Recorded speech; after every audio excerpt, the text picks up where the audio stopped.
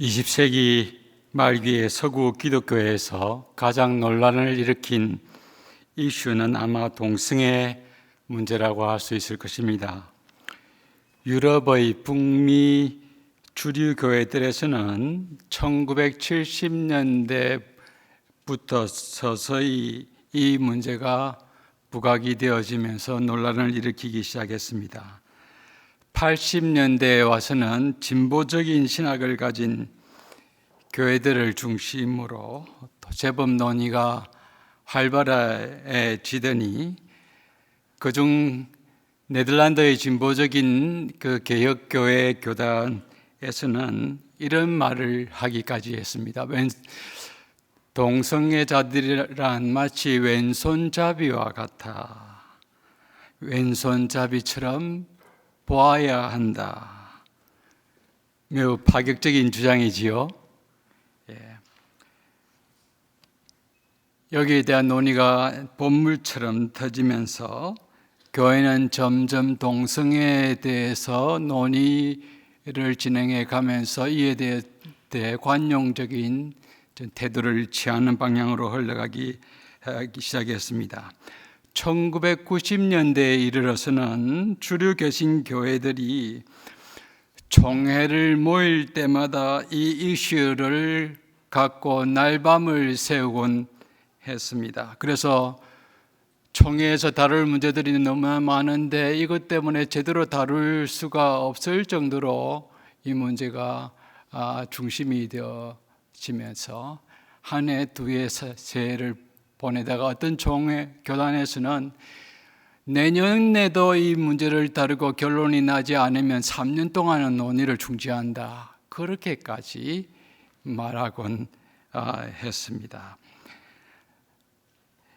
이런 오랜 과정을 겪고 난 뒤 마침내 2000년도를 맞이하기 전후에 이르러서는 대부분의 주류 개신교회들이 동성애는 이성애와 다른 형태의 성적 표현이므로 동성애를 죄라고 정죄할 수는 없다.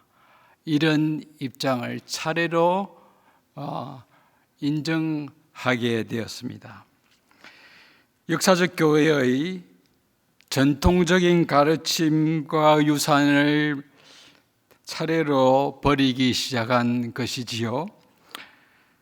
자, 그러면 그 다음 수순은 분명해지지요. 교회는 동성애자들에게 성직을 개방할 수 있는가 하는 논의가 시작되었겠지요.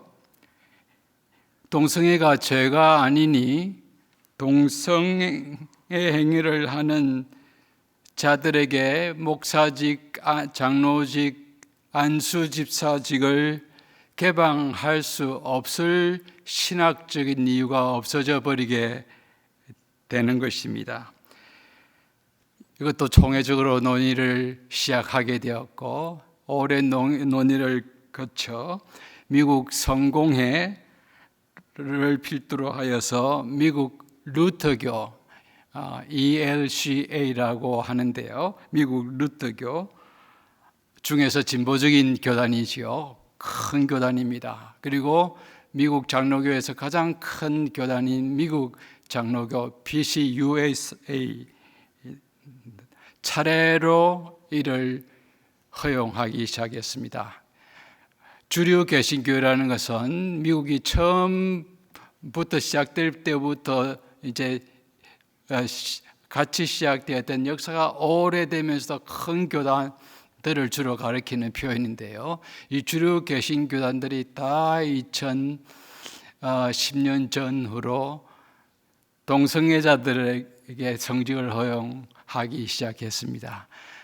우리 장로교와 관계가 있는 미국 장로교 PCUSA는 2011년에 동성애자들에게 목사가 될 수 있는 길을 다 열어놓는 결정을 하고 그리고 관련 법조항을 바꾸어 버렸습니다.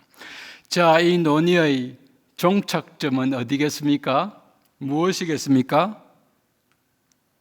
네, 동성끼리의 결합을 결혼으로 교회가 인정해주고 축복해 줄 수 있는가 하는 것입니다. 이 논의는 성직 개방 이후에 그렇게 시간이 오래 걸리지 않았습니다. 미국 루터교가 빨리 개방을 했고 미국 장로교는 여기에 대해서 논의를 하다가 2014년에 여기에 대해서 그렇게 허용을 하는 그런 결정을 하게 됩니다. 창세기 1장, 2장에서 하나님이 아담으로부터 하와를 취하시고 하와를 아담에게 데려와서 이렇게 말씀을 하죠. 이러므로 남자가 부모를 떠나 아내와 결합하여 둘이 한 몸을 이룰지니라. 하나님이 최초의 결혼 제도를 만드셨습니다. 하나님이 생육하고 번성해야 할 것을 하나님이 사람들에게 그렇게 축복하시고 난 뒤 생육하고 번성할 수 있도록 남자와 여자를 만드시고 이들을 한 가정으로 되게 하신 그런 결혼 제도를 하나님이 만드신 것이죠.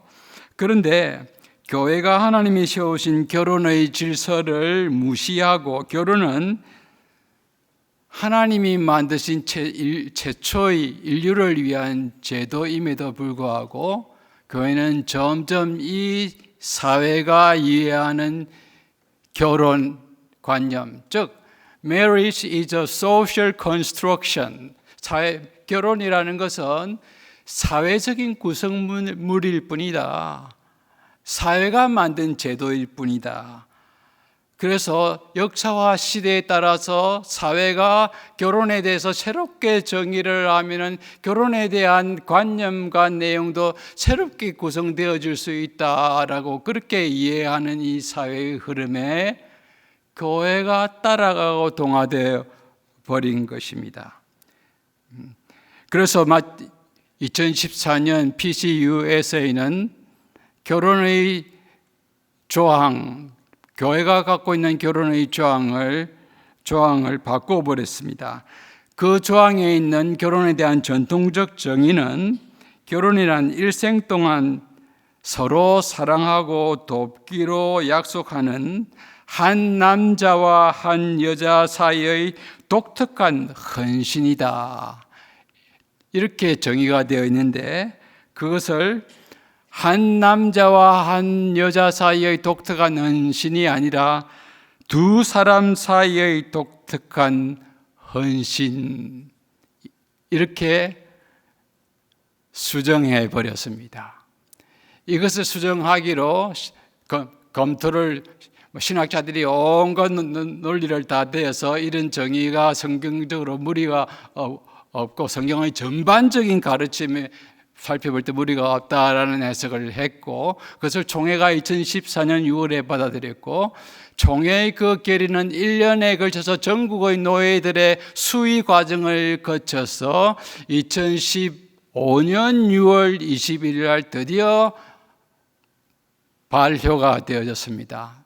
참 그런데 놀랍게도 여러분 그게 무슨 일이 일어난지 아십니까? 그 발효가 시작된 지 닷새 뒤인 2015년 6월 26일 날 미국의 연방대법원은 동성결혼이 합헌 적이다라는 결정을 했습니다. 동성결혼을 합법화시킨 그런 역사적인 결정을 미국 장로교회가 이 결정 문을 열고 효력을 발생시킨 닷새 뒤에 그런 결정을 내렸습니다. 물론 미국 장로교 이전에 미국의 루터교 그리고 성공회 또 이와 같은 교단들이 다 결정을 해서 이런 것들이 다 멍석을 깔아준 겁니다. 미국이 실제적으로는 기독교 국가는 아니지만 명목적으로는 기독교 국가고 기독교의 문화가 저번에 많이 끌려왔고 많은 분들이 교회의 멤버이지만 신앙생활은 열심히 안 하지만 정치인이나 또 법조인들이 교회 다니는 분들이 많은데 교회가 먼저 여기에 대해서 문을 확 열어놓고 문제가 없다라고 종교적으로 결정을 해놓아버리니 이들은 훨씬 결정하기가 편하게 되어버렸습니다.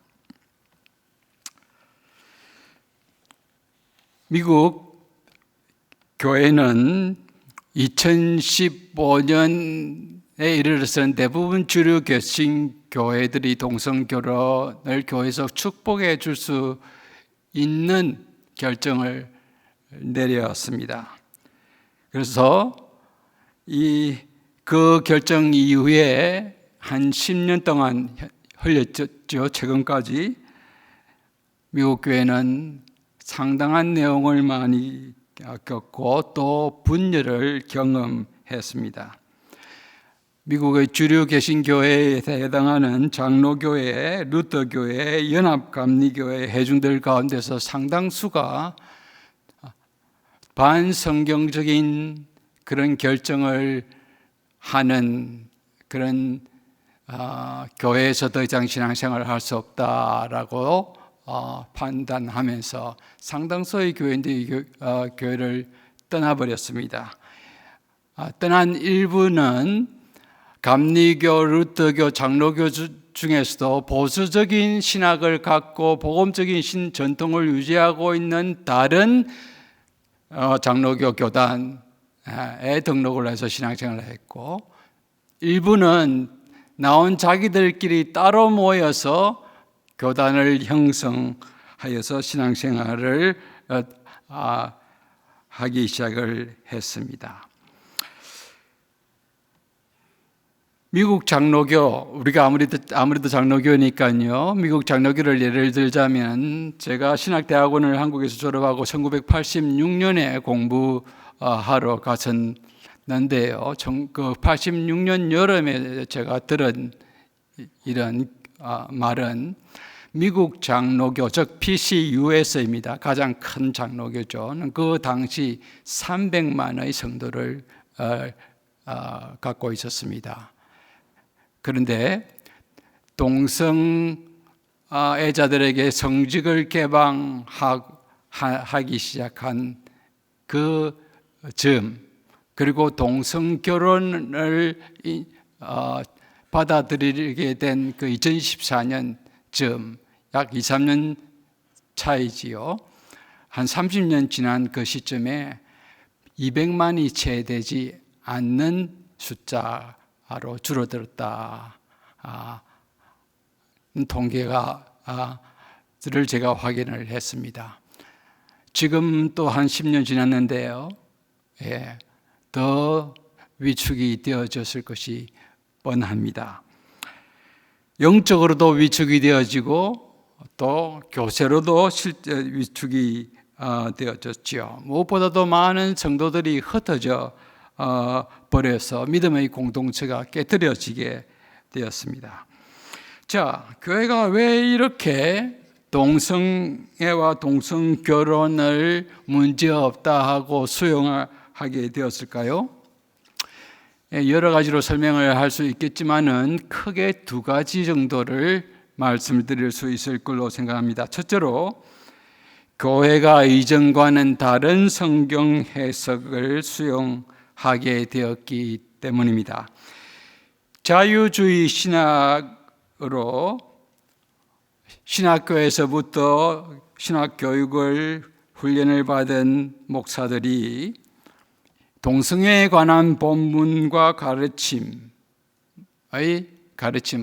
상당히 이전과는 다르게 이 시대의 문화의 관점에서 또 자기의 생각을 갖고 그 본문 안으로 다시 들어가서 그 본문을 해석하고 끄집어내는 그런 경향을 쭉 키워왔기 때문입니다. 둘째는 주류 개신교회가 동성애자들을 선대하는 것이 바로 성경에서 과와 과부 그리고 나그네를 대접하는 것, 이 대접하라 하는 이런 명령을 순종하는 것과 바로 동일시하고, 그래서 동성애자들을 선대하는 차원으로 이렇게 행동하게 되었기 때문이었습니다. 아직까지는 복음주의 신학과 신앙 정통에 서 있는 그런 복음주의적 교회들이 미국에도 여전히 많이 있습니다. 대표적인 교회가 미국 남침내 교단이죠. 가장 큰 교단입니다. 현재 미국에서. 이런 교단들은 아직도 동성애에 대해서 문을 열고 있지는 않지만 지금 거센 도전에 직면해 있습니다. 그 교회 안에 들어가 있는 상당수의 30, 40대 청장년들이 동성애에 대해서 상당히 관용적인 입장을 지니고 있기 때문에 이들이 앞으로 중직을 맡게 될 10년 뒤에는 교회가 어떻게 될지 장담할 수 없는 형편입니다. 아마 복음주의 교회도 10년 뒤에는 크게 이 문제로 홍역을 치르게 될 것으로 예상할 수 있습니다. 그러면 우리 한국 교회는요? 안심할 수는 없습니다. 다행히 아직까지 한국 교회는 전반적으로 복음적인 그런 신앙 노선을 견지하고 있습니다. 감사한 일이지요. 유럽과 미국의 교회에서 우리 한국 교회를 보면은 정말 부러운 모습이지요. 대부분의 교회들이 다 넘어갔기 때문입니다. 그렇지만 우리 한국 교회도 안심할 수는 없습니다. 그럼 우리 이제 청년들 세대, 특별히 청소년 대학생 세대들은 지난 한 15년 동안 공교육을 통해서 동성애가 도덕적인 문제가 있다더니 동성애가 좀 병리적인 성격을 지니고 있다더니 비정상적인 성애라더니 하는 이런 스테이트먼트를 진술을 들어본 적이 없습니다. 학교에서 이렇게 말을 하지 못하도록 이 학생 인권 조례와 또 그리고 국가인권위원회가 이런 교육 지침을 내렸기 때문이고, 특별히 이 일반 사회에서 언론에서는 국가언론위원회가 2011년에 언론보도 준칙을 만들어 배포하면서 이 동성애를 나쁘게 비정상적이라든지 문제가 있다는 식으로 이렇게 연결시켜서 기사를 쓰거나 보도하는 것을 금지시켰습니다. 그래서 이런 표현을 여러분 언론을 통해서 듣고 본 적이 있습니까? 거의 없을 겁니다. 우리 아이가 청소년들은 이런 문화적인 공기 속에서 공기를 호흡하면서 지난 15년에 자랐습니다.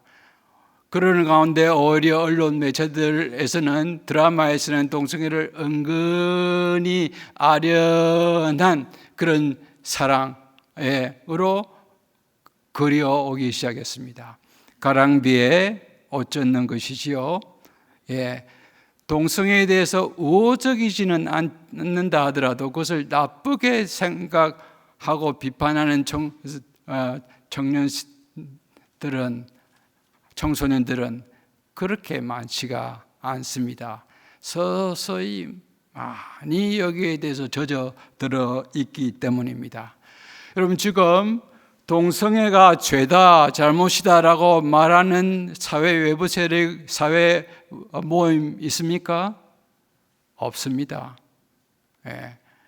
일반적으로 우리 사회가 또 선진 사회들은 대부분 다원적 문화, 다원주의 문화를 이렇게 그렇게 표방하면서 그렇게 사회가 전개가 되는데요. 다원주의라는 것이 쉽게 말하면 I am okay, you are okay입니다. 예. 나도 괜찮고 당신도 괜찮고 그것도 할만하고 저것도 나쁘지 않네, 이런 것이지요. 예.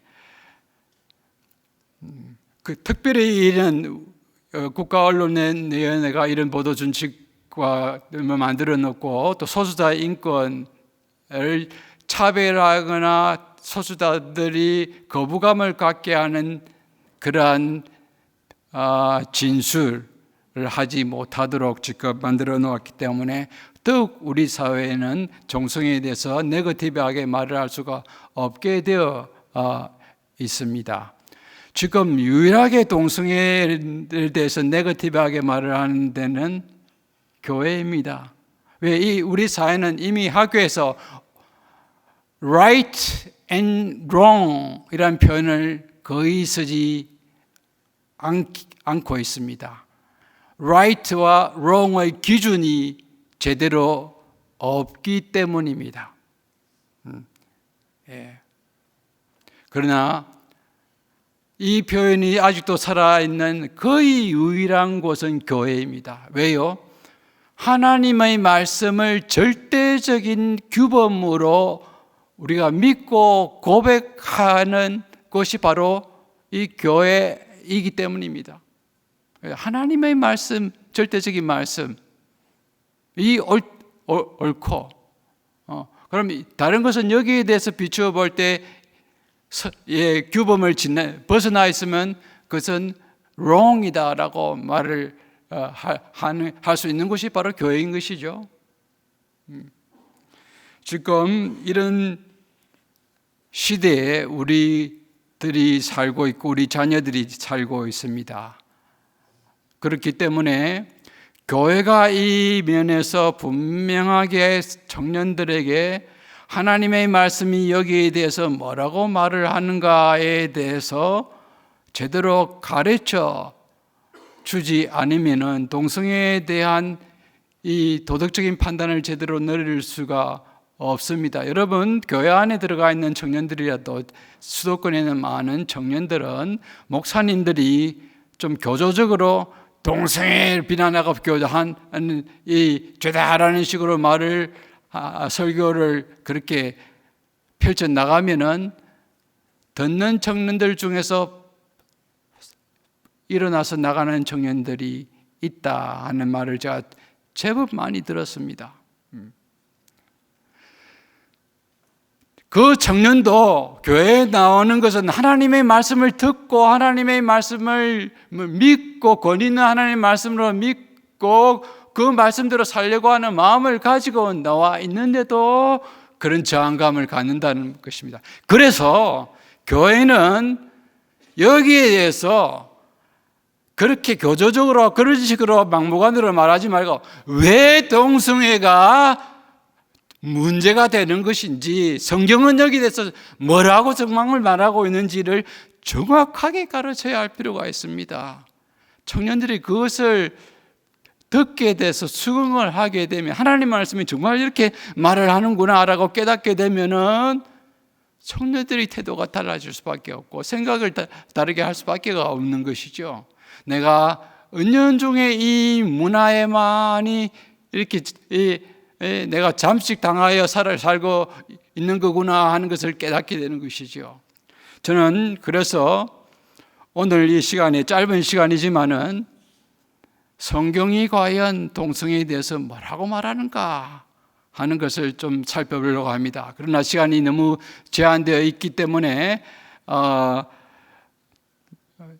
다룰 수는 없고 성경에서 동성애에 대해서 명시적으로 언급하고 있는 것이 몇 군데 있습니다. 구약에서 레위기 18장 22절 그리고 20장 13절에서는 명시적으로 언급을 하면서 다루고 있습니다. 그리고 신약에 와서는 로마서 1장 24절에서 27절, 그리고 고린도전서 6장 9절에서 10절 등지에서 동성애를 명시적으로 언급을 하고 있는데, 그 중에서도 가장 중요한 본문을 들라고 하면은 로마서 1장 24절에서 27절, 아니 17절에서부터 32절까지를 다 들 수가 있습니다. 왜냐하면은 이 로마서 9절은 동성애에 대해서 제법 길게, 그리고 게이와 레즈비안의 행위에 해당되는 것을 직접 말하고 있고, 또 무엇보다도 이 동성애 행위를 사람의 죄와 관련하여서 설명하고 있다는 것입니다. 그래서 상당히 신학적인 바울의 동성애 해석이 여기에 묻어져 있는 것으로 그렇게 분석할 수가 있습니다. 그래서 저는 오늘 제한된 시간이기 때문에 바로 이 로마서 본문을 간략하지만 한번 함께 살펴보면서 이 말씀이 과연 무엇을 동성애에 대해서 말하고 있는가를 한번 살펴보려고 합니다. 이제 자막에 나오는 그 로마서 1장 24절에서부터 27절까지의 말씀을 우리 한 목소리로 한번 읽어보겠습니다. 같이 읽으십시다. 시작. 그럼 정욕대로 더러움에 내버려두사 그들의 몸을 서로 욕되게 하게 하셨으니, 이는 그들이 하나님의 진리를 거의 것으로 바꾸고 피조물을 범물주보다 겨 경배하고 섬김이라. 주는 곧 영원히 찬송하시도다. 아멘. 이 때문에 하나님께서 그들을 부끄러운 욕심에 내버려 두셨으니 곧 그들의 여자들도 순리대로 쓸 것을 버리고 열리로 쓰며, 그와 같이 남자들도 순리대로 여자 쓰기를 버리고 서로 향하여 음욕이 부릴 듯하며 남자가 남자와 더불어 부끄러운 일을 행하며 그들의 상당한 보응을 그들 자신이 받습니다. 바울은 이 본문 로마서 1장 24절에서 27절에 걸쳐 동성애를 직접 거론하고 설명합니다. 그렇지만은 사실 이 구절들이 나오는 이 로마서 1장의 전후 문맥을 찬찬히 살펴보면은 바울이 이 1장에서 다루려고 하는 주된 내용은 동성애가 아님을 알 수가 있습니다. 오히려 하나님을 섬기며 살기를 거부하고 자기 마음대로 자기 방식대로 살려고 하여 하나님을 반역한 인간이 행하며 사는 그런 죄악들이 무엇인가를 말하고, 그래서 이들은 이것 때문에 하나님의 진노를 피할 수 없는 상태에 처해 있음을 설명하는 것이 바로 이 전후 맥락에서 나오는 내용들입니다. 동성애는 그것을 설명하는 한 중요한 예로서, 즉 하나님 떠난 인간이 저지르는 죄악에 해당되는 한 예로서 바울이 이것을 예를 들어서 설명하고 있습니다. 동성애가 비록 이 1장의 핵심 주제는 아님에도 불구하고, 그런 본문에서는 바울이 동성애 행위의 성격에 대해서는 자세히 설명을 해주고 있기 때문에 이 본문은 동성애에 대한 바울의 사상을 이해하는 데 아주 중요한 본문이라고 할 수가 있습니다. 이 내용을 이해하기 위해서 바울은 1장 1절과 17절에 걸쳐서 바울이 설명하고 있는 그 내용들을 조금 살펴볼 필요가 있습니다. 바울은 1장 1절에서 17절까지 로마에 있는 성도들에게 자기가 복음을 들고 들어가려고 하는 이유를 설명을 합니다. 그 이유는 하나님의 복음은 유대인이나 헬라인이나 모두 믿는 자들에게 구원을 주시는 하나님의 능력이 되기 때문이라고 말을 합니다. 16절을 보면 바울이 이것을 표현하고 있는데 한번 함께 읽을까요? 내가 복음을 부끄러워하지 아니하노니 이 복음은 모든 믿는 자에게 구원을 주시는 하나님의 능력이 됨이라. 먼저는 유대인에게요, 그리고 헬라인에게로라. 그리고 바로 그 말을 하고 난 뒤 루터에게 종교개혁을 일으킨 계기가 된 그 깨달음을 준 유명한 말씀이 바로 나오지요. 복음에는 하나님의 의가 나타나서 믿음으로 믿음에 이르게 하나니 기록된 바 오직 의인은 믿음으로 말미암아 살리라 한 것 같으니라. 이 지진설은 우리가 잘 알다시피 로마서의 주제와 같은 그런 구절이지요. 바울은 이런 하나님의 의가 나타나 있고 믿음으로 믿음에 이르게 하는 이 복음이 모든 사람에게 다 필요하다고 합니다. 이방인이든 유대인이든 다 이 복음이 필요하다고 말을 합니다. 그래서 내가 이 복음을 들고 너에게로 가려고 한다. 여러분 길이 막혔지만 이번에는 또 가려고 한다라고 말을 합니다. 왜 바울이 그렇게 복음을 들고 들어가려고 합니까? 예, 이방인이나 유대인들 모두 자신의 의로는 하나님의 의를 얻을 수 없는 불의한 자들이기 때문이지요. 그래서 믿음으로 하나님의 의를 얻게 하는 소식인 복음이 그들에게 필요하기 때문에 그들에게 복음을 주고 들어가려고 한다라고 바울은 말합니다.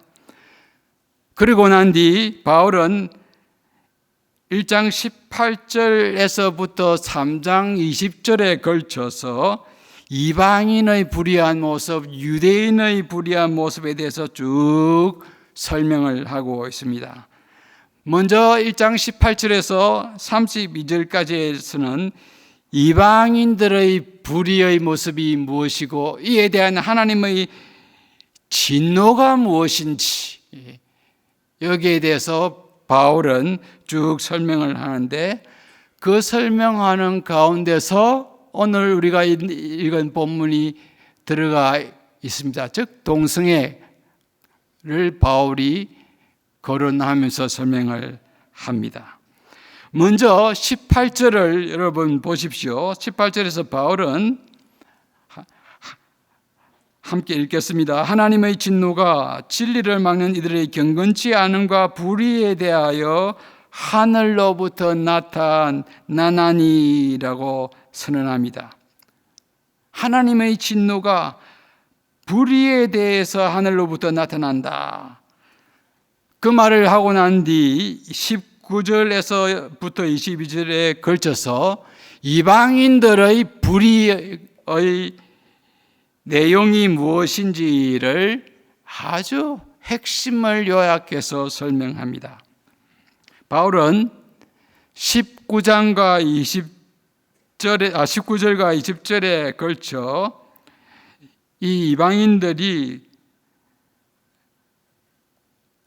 저지른 불의가 무엇이냐 하면은 그건 바로 하나님을 반역하고 하나님의 진리를 거부하는 것으로 요약하여서 설명합니다. 이방인의 불의는 무엇보다도 그들이 하나님으로부터 받은 진리를 막는 것이라고 18절에 말을 먼저 하는데요. 막는다라는 말은 본래의 원어의 뜻은 받은 것을 수용하거나 소유하지 않고 거부해버린다 하는 그런 의미입니다. 그러면 막는다, 무엇을 거부한다는 말일까요? 바울은 여기서 하나님을 알만한 것을 하나님께서 여러 경로를 통해서 사람들에게, 이방인들에게 보여주셔서 그들이 핑계할 수 없을 만큼 하나님의 영원과 능력과 신성을 인지하게 되었지만은, 그러나 그들은 의도적으로 그것을 거부해 버렸다는 것입니다. 여러분 19절, 20절 한번 읽어볼까요? 같이 읽겠습니다. 이는 하나님을 알만한 것이 그들 속에 보임이라. 하나님께서 이를 그들에게 보이셨느니라. 창세로부터 거의 보이지 아니하는 것들, 곧 그의 영원하신 능력과 신성이 그가 만드신 만물에 분명히 보여 알려지나니, 그러므로 그들이 핑계치. 하나님이 자기가 만드신 만물에 자기의 영원한 능력과 신성을 보여서 그들로부터 알게 해주셨다. 핑계할 수 없을 정도로 알게 주셨다는 겁니다.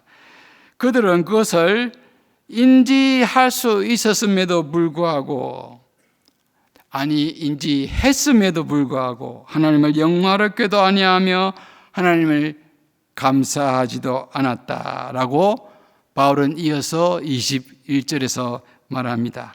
그리고 이들은 동시에 마음이 허망하여져서 그 마음을 이런 생각 저런 생각으로 채우다가 스스로 지혜롭게 여겨서 자기 방식대로 살아가기로 작정하면서 하나님 섬기는 방향과는 정다른 방향으로 나가기로 했다는 것입니다. 그러면서 이들은 하나님의 썩어지지 않을 영광을 썩어질 사람과 새와 짐승과 동물 모양의 우상으로 바꾸어서 그것들을 숭배하며, 그것은 결국 자기의 욕망을 채우는 그런 방편으로 그 행동을 하면서 그런 삶의 방향으로 나아가 버렸다라고 23절에 말합니다. 바로 이것, 하나님을 알되 하나님을 영화롭게 하지도 감사하지도 아니하고 자기가 자기의 삶의 주인이 되어서 자기 욕망대로 자기 방식대로 살아가려고 하면서 그 방향으로 나아가게 된 이 인간의 모습, 이것이 바로 하나님의 진노를 사게 된 이 인간의, 이방인들의 죄입니다. 제가 신학대학원 다닐 때에 70년, 80년대에 세계 신학계와 한국 신학도들에게 큰 영향을 미쳤던 그런 신학학자가 있었는데, 그것은 F.F. 브루스, 프레드릭 브루스라는 영국의 신학학자였습니다. 이 브루스 신학 교수는 이 부분을 주석을 하면서 이방인의 이 모습을 가리켜서 이방인들의 deliberate ignorance, 고의적, 의도적 무지의라라고 칭했습니다. 여러분, 이 의도적 무지, 매우 모순적인 표현이죠. 무지라는 것은 ignorance, lack of knowledge입니다. 지식이 결핍된 거. 그런데 의도적인 지식의 결핍. 내가 일부러 나 하나님 모른다, 하나님 신성 모른다 라고 일부러 말을 하려고 일부러 의도적으로 알면서도 억눌러 버릴 것입니다. 모른 채 하려고 한 겁니다. 왜요? 나는 몰랐다. 그래서 나는 이런 방식으로 살아가기를 택한 것이다. 알았으면 내가 그랬겠느냐? 이렇게 말하려고 하는 거죠. 그러나 실상은 그것이 아니라 하나님을 알만한 것을 하나님이 그들에게 보여 알게 하셨고, 그가 만드신 것들에게 자기의 영원한 능력과 신성을 보여서 핑계할 수 없을 정도로 하나님이 알게 했다 하는 것입니다. 인간의 이러한 모습을 브루스 교수는 근본적인 죄, 하나님을 반역하는 삶을 택한 행동, 이것이 바로 인간의 이방인들의 근본적인 죄다. 여러분, 이것이 당시 로마 시대의 이방인들만의 모습이었겠습니까? 최초의 인간의 모습이기도 합니다. 여러분, 이 로마서 1장 이 본문 잘 분석해 보면 창조 기사의 내용, 아담 창조하고 아담이 동물과 식물과 생물과 기어다니는 동물과 짐승과 새와 짐을 다스리는 그 내용하고 아주 유사한 단어들이 많이 여기 나와 있습니다. 바울은 인간의 이 이방인의 죄의 모습을 창세기의 그 하나님이 만드신 이 질서와 관련해서, 범죄와 관련해서 다 연결시켜서 이렇게 신학적으로 설명을 하고 있습니다.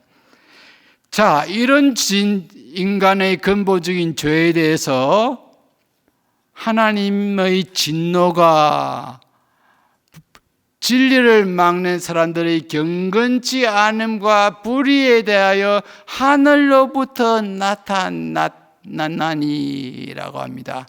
그 불의가 무엇인지는 이때까지 설명을 했습니다. 그러면 하나님의 진노가 나타나는데 하나님의 진노가 어떤 모습으로 나타났을까요? 예, 오늘 우리가 읽은 이 본문에 그대로 나타납니다. 자, 오늘 우리가 읽은 이 24절에서 27절 보면은 24절에 그러므로 하나님의 진노가 그들에게 나타나는 그런데 하나님께서 그들을 마음의 정욕대로 더러움에 내버려 두사 그들의 몸을 서로 욕되게 하게 하셨으니 라고 바울은 말합니다. 하나님은 마음의 정욕대로 그들이 살도록 그들을 더러움에 내버려 두었다라고 바울은 말합니다. 하나님의 진노란 바로 바울은 여기서 그들을 내버려 두는 것으로 말하고 있습니다. 이것이 바울의 설명입니다.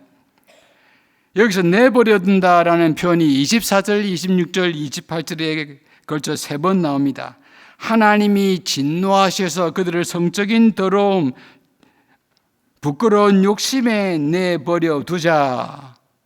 이들은 부끄러운 욕심과 정욕에 따라 행동하며 살는 길로 나아가게 되었다 하는 것입니다.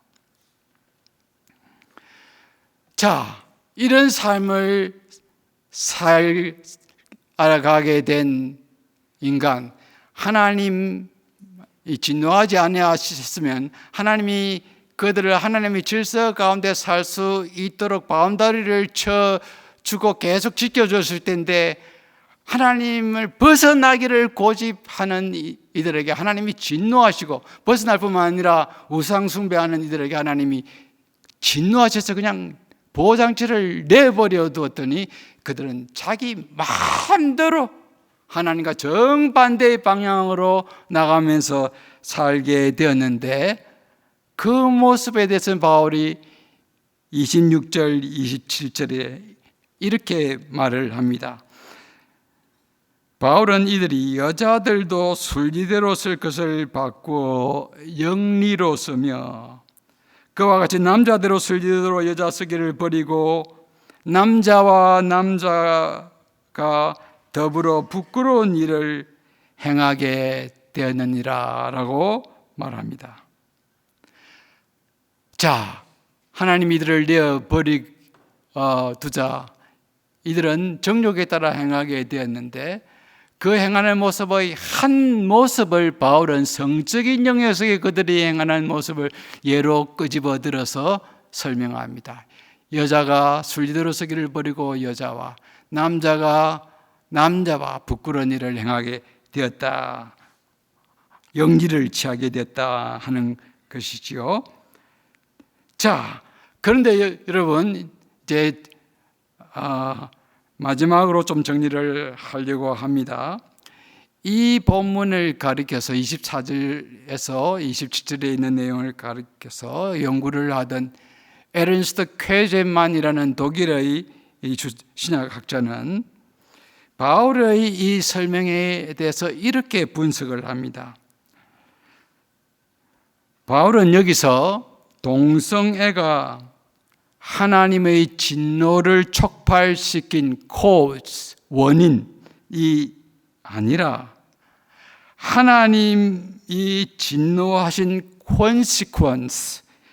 consequence라는 것이죠. consequence, 하나님이 진노하신 결과로 나타난 행동이다.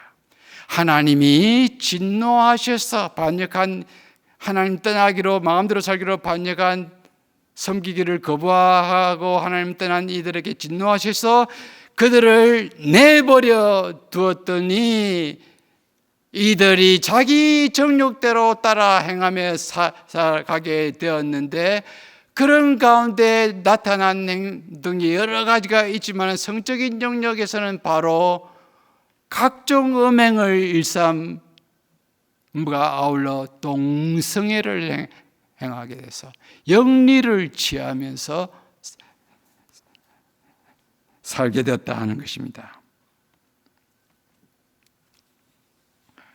자,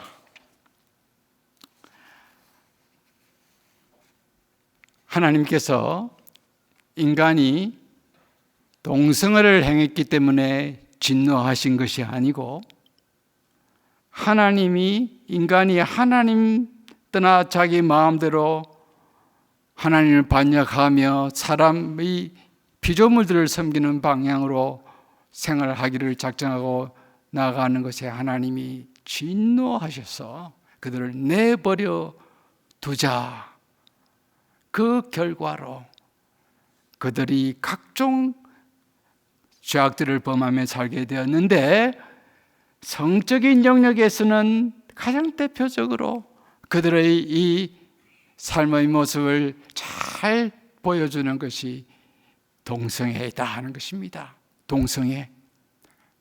동성애는 뭡니까? 하나님이 만드신 질서를 무시해버리고 순리를 무시해버리고 영리의 행동을 하면서 살아가는 것입니다.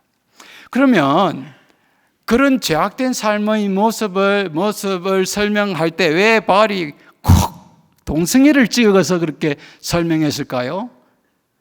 바울은 피조물이 하나님과의 수직적인 관계에서 피조물인 사람은 하나님을 섬기고 예배하고 영화롭게 하고 그 결과로 하나님이 주어지는 무한한 자원을 공급받으면서 살아가는 그 삶이 자연스럽고 정상적인 삶으로 생각했습니다. 그런데 사람이 그 수직적인 관계에서 하나님 섬기를 거부하고 거부하는 비자연스러운 비정상적인 삶을 택하게 되자 하나님이 내버려 두니 그들은 인간과의 수평적인 관계에서도 비자연스럽고 비정상적인 행동을 일삼고 그런 길로 나아가는 삶을 살게 되었다라고 바울은 파악했다, 이해했다. 그렇게 슈라이르라는 신학자는 이렇게 설명을 합니다. 그래서 이 비자연스러운 비정상적인 수평적인 관계에서 이런 삶을 살아가는 모습을 가장 잘 보여주는 것이 무엇일까? 바울은 성적인 영역에서 다양한 죄악들이 있지만은 비자연스러운 행동들이 있지만 동성애가 그것을 가장 잘 보여준다라고 바울은 판단하면서 동성애를 들어서 이렇게 설명을 한 겁니다. 성도 여러분, 한때 동성애자들이 내가 동성애를 하고 싶어서 하나?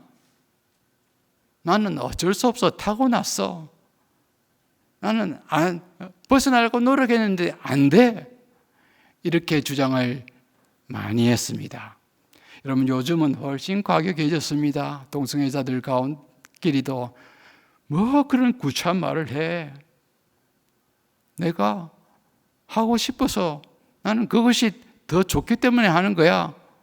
그렇게 말하면 되지. 뭘 그렇게 타고났다고 그런 이야기를 해. 굳이. 매우 과격하지요. 예. 한때는 그러나 이런 식으로 나는 어쩔 수 없어 라고 했습니다. 그러나 어제도 여러분 들으셨겠지만은 동성애 유전자는 없다 하는 것이 과학자들이 밝혀놓은 현재까지의 주류적인 사실입니다. 그리고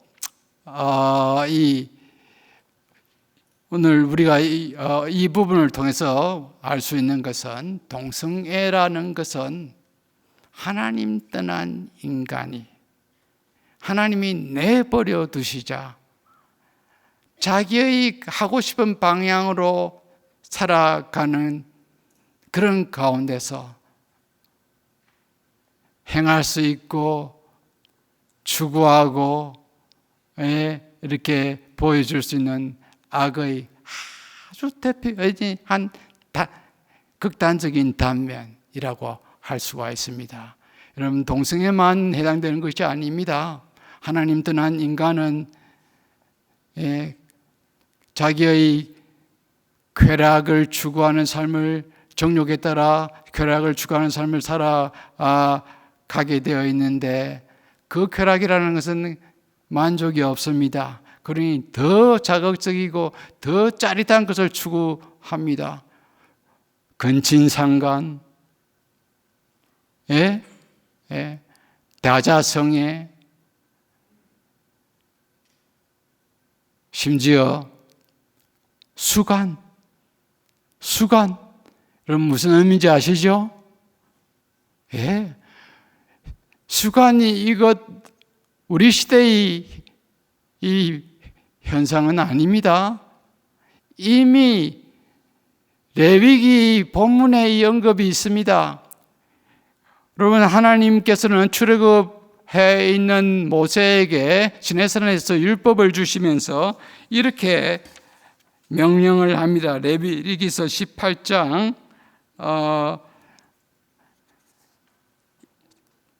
3절 4절 한번 함께 읽어볼까요? 함께 읽으십시다.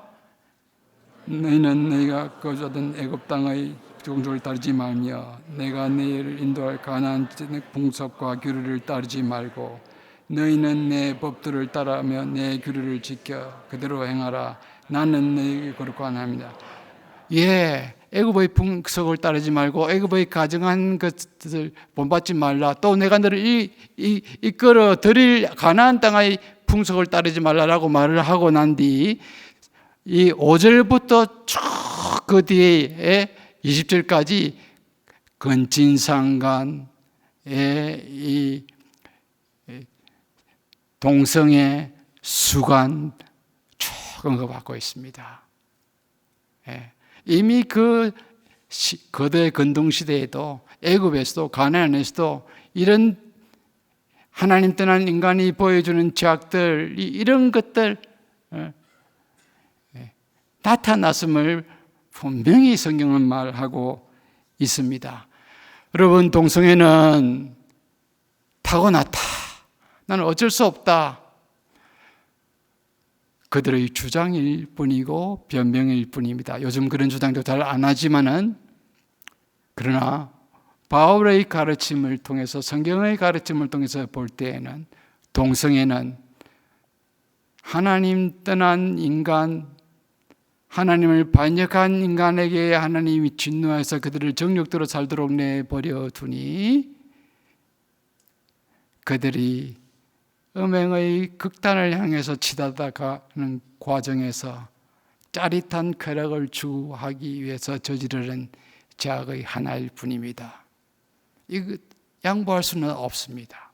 이 바울의 말씀을 우리 시리어스하게 받아들인다고 하면은 그렇게 이해할 수밖에 없고 동성애의 성격은 그런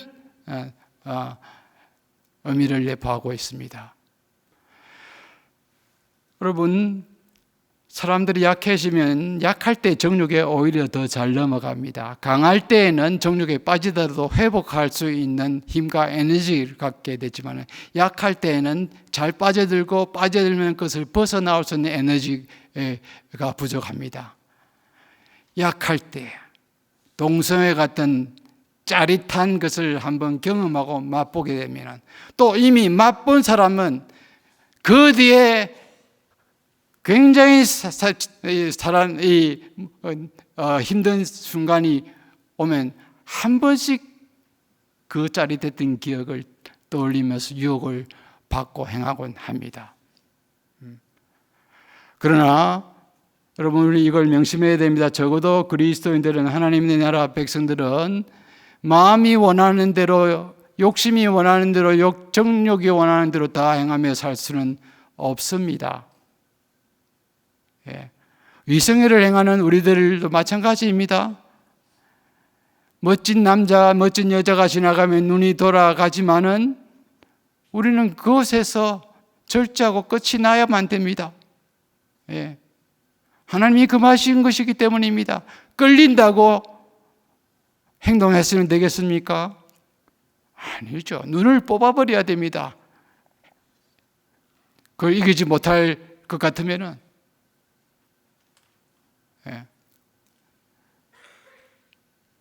나는 아무리 극복하려고 노력해도 안 돼.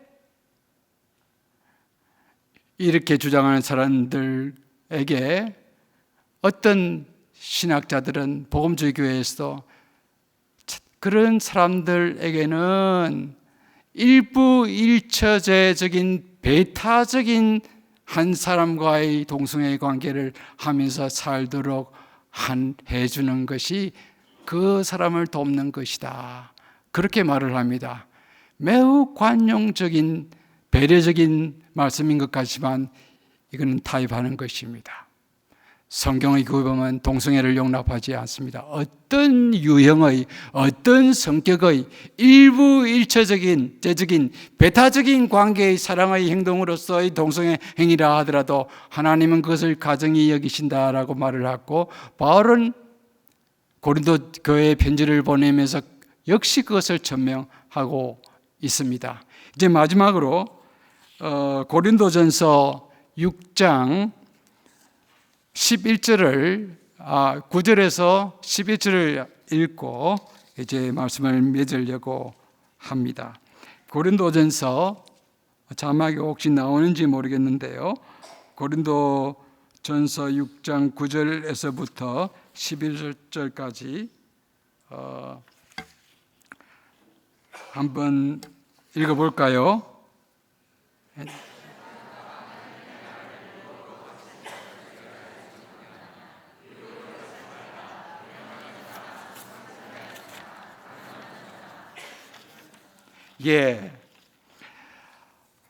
바울은 남색하는 자, 탐색하는 자는 하나님의 나라를 유업으로 받을 수 없다라고 말을 하면서 그러나 너희 중에 이와 같은 자가 있더니 주 예수 그리스도의 이름과 우리 하나님의 성령 안에서 씻음과 거룩함과 의롭다 하심을 받았느니라. 너희 중에서 이런 것을 행하는 사람들 가운데서 하나님의 성령 안에서 씻음과 거룩함과 의롭다 하심을 받았느니라. 성령의 도움으로 그것을 씻음을 받고 그것을 벗어버리고 나오게 된 사람이 있다는 것이죠. 탈동성애가 가능하다는 것입니다. 성령의 도움으로, 성령의 도움으로, 믿음의 공동체의 도움으로, 나를 정말로 연민하고 도우려고 하는 믿음의 형제들의 기도와 케어를 힘입어 믿음의 공동체에서 생활하게 되면은 절제하게 되고,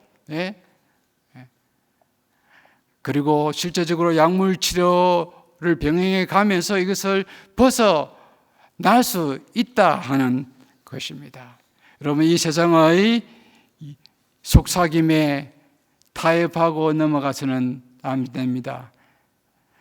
여기에 대해서 현대교회의 대부분의 주류교회의 신학자들이 여기에 타협을 하면서 동성애는 또 다른 형태의 성적 표현이고, 동성애 성향을 가지고 태어난 사람들은 동성애 성향에 따라 실행하며 살아가되 배타적인 관계를 유지하며 살아가도록 해야 한다.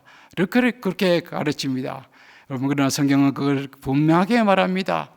하나님이 만드신 성의 질서는 남자와 여자가 한 몸을 이루어서 서로 한 몸 되게 하는 기능을 함과 동시에 그것을 통해서 하나님이 주시는 선물인 새 생명을 낳게 하는 그런 기능을 하는 것이 바로 성입니다. 그 이성애가 하는 것이죠.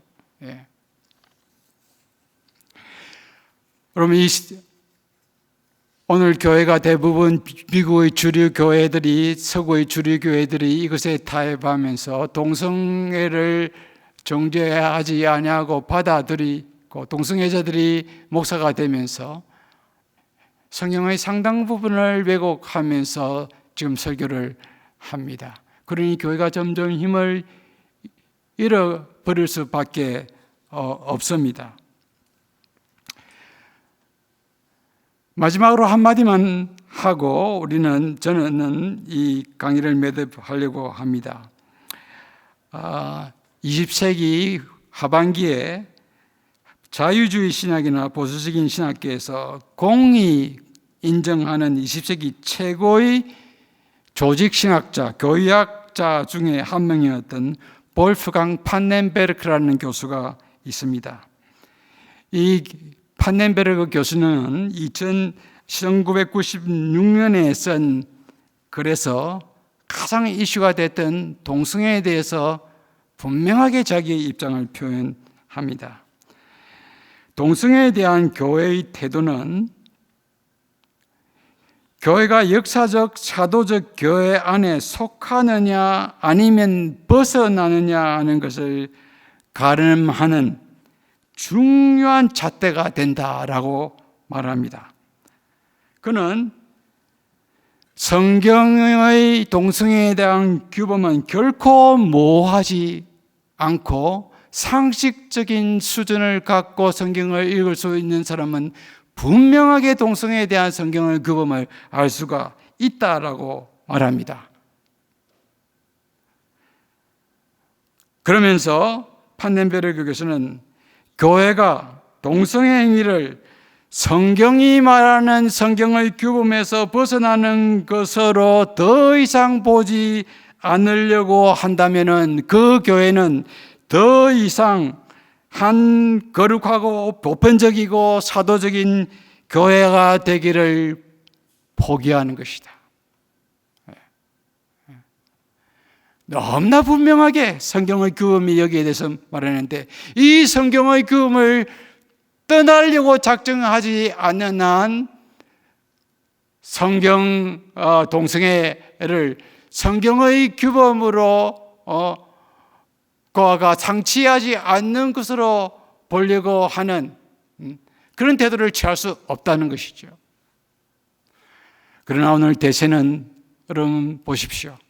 서구의 교회는 이미 다 수용을 했습니다. 아직 복음주의 교회가 남았지만은 이 문화의 도도한 흐름이 교회 안에도 잠식해 있습니다.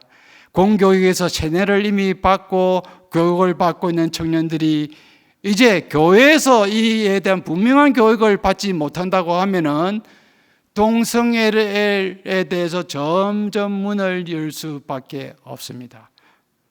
우리 성도님들은 이 하나님의 말씀이 분명히 말하는 것, 바울이 분명히 말하고 있는 것, 동성애는 하나님을 주인으로 삼아 살기를 거부하고 하나님을 반역하며 살기로 작정한 사람들이 저지르는 행동 중에서 나타나는 한 대표적인 영리적인 행동이다 하는 것을 우리는 분명히 명심해야 합니다. 하나님의 말씀의 규범 분명히 붙잡고 또 이 규범을 교회에서 우리 자녀들에게 분명히 가르쳐야 합니다. Yes와 No, Wrong, Right를 교회 외에서는 가르칠 수 없는 시대에 우리가 살고 있습니다. 우리 자녀들에게 교회에서라도, 교회만이라도 이것을 분명하게 가르쳐 주어야 합니다. 오늘 시간을 내어서 이렇게 참 이 강의를 들으시는 우리 성도님들, 우리는 이 대세에 대해서 썰려가지 않고 아무리 큰 물줄기가 흘러간다 하더라도 우리는 하나님의 말씀을 붙잡고 놓치지 말고 이 시대를 거슬러서 이렇게 분명하게 이 규범은 붙잡고 살고, 또 우리 사회가 이 방향으로 넘어가지 않도록 법제화가 되면은 이거 굉장히 성격이 달라집니다. 지금 법제화가 안 돼도 이렇게 흘러가는데 법제화가 되면 거의 게임은 차원이 달라지는 것이라고 할 수가 있습니다. 그래서 더욱더 기도하고 이 법들이 이번 국회에서도 계속 발의가 될 겁니다.